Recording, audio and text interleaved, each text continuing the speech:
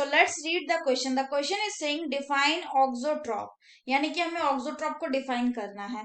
How many type of auxotrop did Beadle and Totem prepare? Beadle and Totem ने कितने type के auxotrop बनाए थे? दूसरा और लास्ट क्वेश्चन है what did this experiment establish? ये एक्सपेरिमेंट क्या बताया? And how is it accepted today? और इस एक्सपेरिमेंट को हम लोग आज कैसे देख? तो अगर हम इसके की कंसेप्ट की बात करें तो इसका की कंसेप्ट क्या हो जाएगा?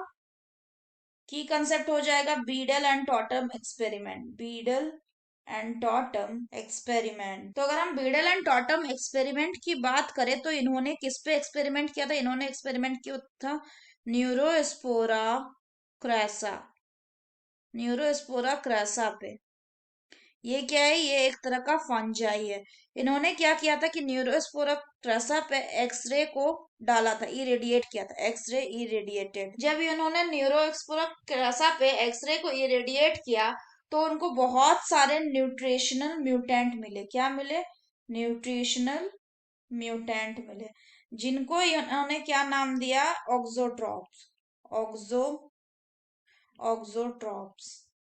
यानी ऑक्सोट्रॉप क्या होता है? ऑक्सोट्रॉप वैसे होते न्यूट्रिशनल म्यूटेंट हैं जो which is not able to prepare its own metabolites from the raw material. अगर इनको रॉ मटेरियल होगा मीडियम में तो वो उस रॉ मटेरियल से अपना खुद का जो मेटाबोलाइट्स है उसको नहीं बना पाते. तो ऑक्सोट्रॉप क्या होते हैं? Auxotrophs are the nutritional mutant which is not able to prepare its own metabolites from the raw material. From obtain from कहाँ से मिलता है? और इसको कहते हैं ऑक्सोट्रॉप. इसके अलावा दूसरा एक जो था वो था प्रोटोट्रॉप्स. प्रोटोट्रॉप्स मतलब wild variety, wild type. Wild type को बोले. ये क्या कर सकता है? ये खुद का मेटाबोलाइट्स जो है वो बना सकता है रॉ मटेरियल की मदद से. तो अगर हम ऑक्सोट्रॉप की बात करें तो बीडल एंड टॉटम को 3 टाइप के ऑक्सोट्रॉप मिले थे. 3 टाइप के ऑक्सोट्रॉप्स. कौन कौन से ऑक्सोट्रॉप्स मिले थे बीडल एंड टॉटम को? ऐसे ऑक्सोट्रॉप्स मिले थे 3 टाइप के जिनमें 3 तरह के जो एमिनो एसिड्स होते हैं उनकी उनको जरूरत है. ठीक है. कौन कौन से अमीनो एसिड की उनको जरूरत है? ऑर्निथिन. इसके अलावा और क्या? ऑर्निथिन, सिट्रुलिन और क्या? And arginine. तो ये 3 तरह के उनको ऑक्सोट्रॉप मिले जिनको मतलब इनमें 3 तरह के अमीनो एसिड की डिफिशियंसी थी. 3 टाइप के ऑक्सोट्रॉप और उनमें हर एक में एक एक टाइप के अमीनो एसिड की डेफिशिएंसी थी. तो अगर हम बात करें कि पहला जो क्लास था, पहला जो क्लास मान लो ये क्लास 1 म्यूटेंट है. क्लास 1 म्यूटेंट जब हम पहला जो है कि क्लास 1 म्यूटेंट और क्लास 2 म्यूटेंट. क्लास 2 मतलब इसमें कुछ एक दूसरा एब्सेंट होगा.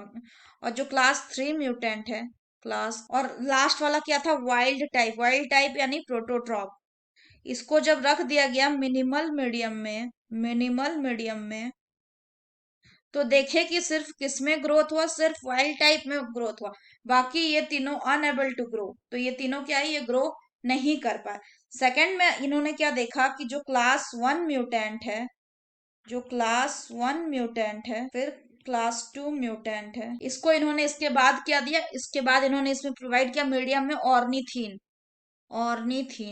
तो जब इन्होंने मीडियम में ऑर्निथीन प्रोवाइड किया तो इन्होंने देखा कि क्लास 1 म्यूटेंट जो था, ठीक है, वो ऑर्निथिन में ग्रो कर पा रहा था. तो इसमें किसकी किसकी ग्रोथ शो हो रही थी? क्लास 1 म्यूटेंट कर वाइल्ड टाइप तो करेगा ही जब वो मीडियम.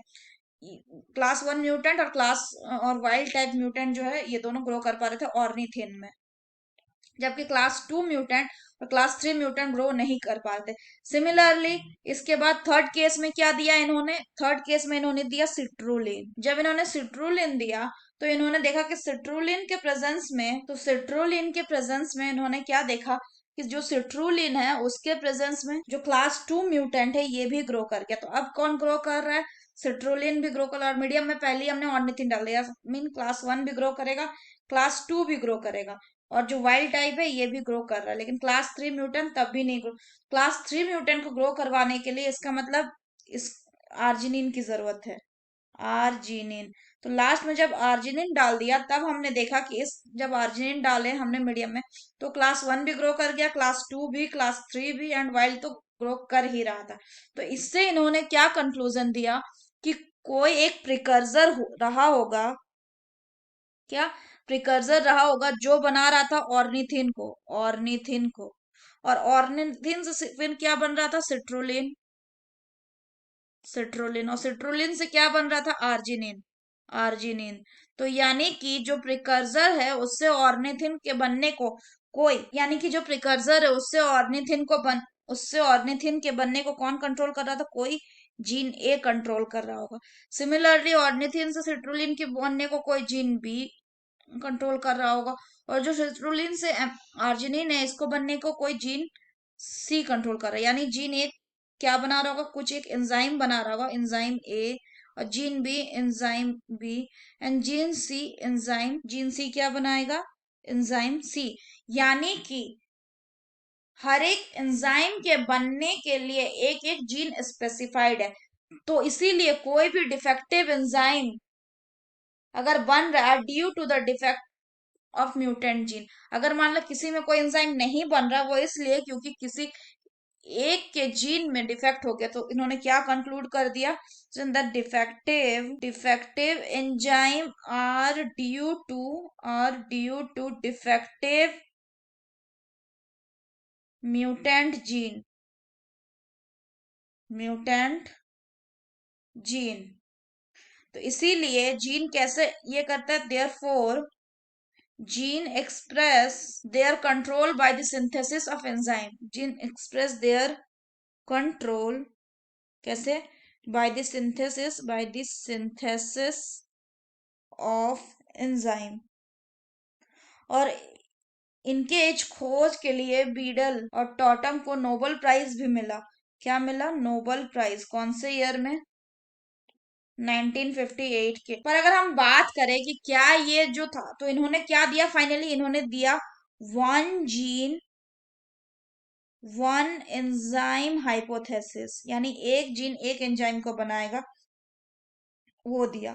तो अगर हम बात करें कि क्या ये आज भी सही पाया गया, तो अगर हम देखें तो बाद में एक साइंटिस्ट आए जिनका नाम था योनोफ स्काई एट अल, कौन से ईयर में, 1965।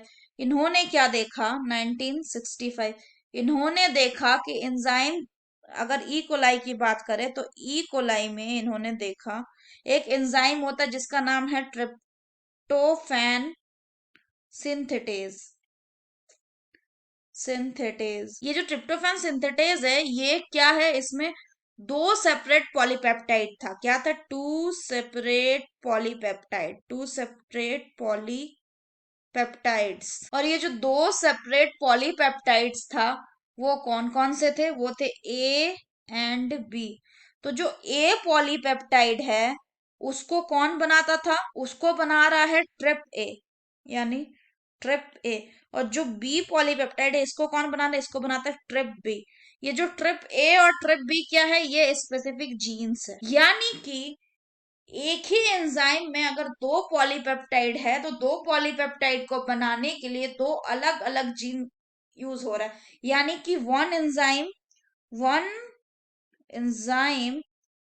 में have more than two genes coding for it.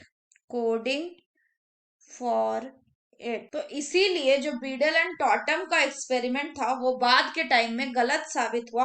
और बाद के टाइम में क्या देखा गया, बाद के टाइम में क्या गया कि एक एंजाइम जो है वो एक से ज्यादा जीन से कोड हो सकता है। तो फाइनली ये क्या देखा गया, यहाँ पे हम देख रहे हैं कि दो पॉलीपेप्टाइड के लिए दो अलग। तो बाद के टाइम में जो one gene one enzyme hypothesis था वो कन्वर्ट हो गया किसमें, one gene one polypeptide hypothesis में, किसमें, one gene one polypeptide hypothesis में कन्वर्ट हो गया। So that's all for the question बच्चों, होप आप सभी को समझ में आया होगा। Best of luck.